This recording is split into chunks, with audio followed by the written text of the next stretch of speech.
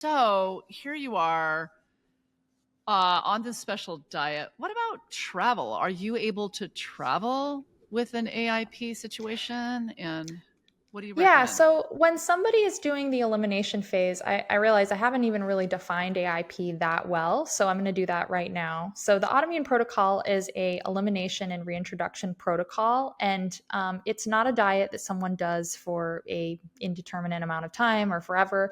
It is a very specific process, start to finish. It takes most people at least 3 months, at most 6 months to kind of work through. And so I always recommend starting when you have some space and some time to devote to cooking, where maybe you're not doing a big travel, because it is really hard to do while Hmm. you're traveling. It's not Hmm. impossible, but it is hard. And so, especially when you're in that elimination phase, which lasts about Oh, 30 okay. to 90 days, that's kind of the recommended Hmm. amount of time.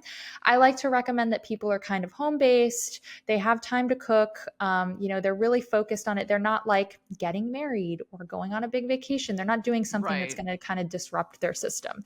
And then if they're going to be doing that, to maybe try to get it out of the way, the elimination phase before they do anything big, because then they could be working through some reintroductions and say, they've eliminated the main core AIP foods, which are grains, dairy, eggs, nuts, seeds, and nightshade family vegetables. They've done that elimination. They go to the reintroduction, which in the reintroduction phase, you systematically reintroduce each one of those foods over a period of time, which can take 1 to 3 months.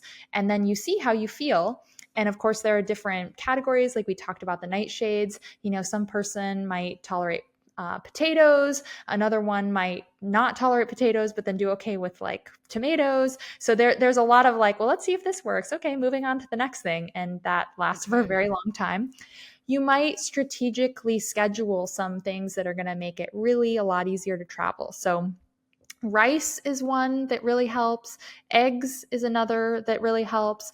And so, having some of those reintroductions early, and then especially if you tolerate them, then when you travel, you can still eat gluten free, dairy free is pretty easy traveling. But then also being able to have things like rice and eggs and perhaps some potatoes or nightshades, it's just going to make it way easier. So I would be strategic Okay. about the timing there.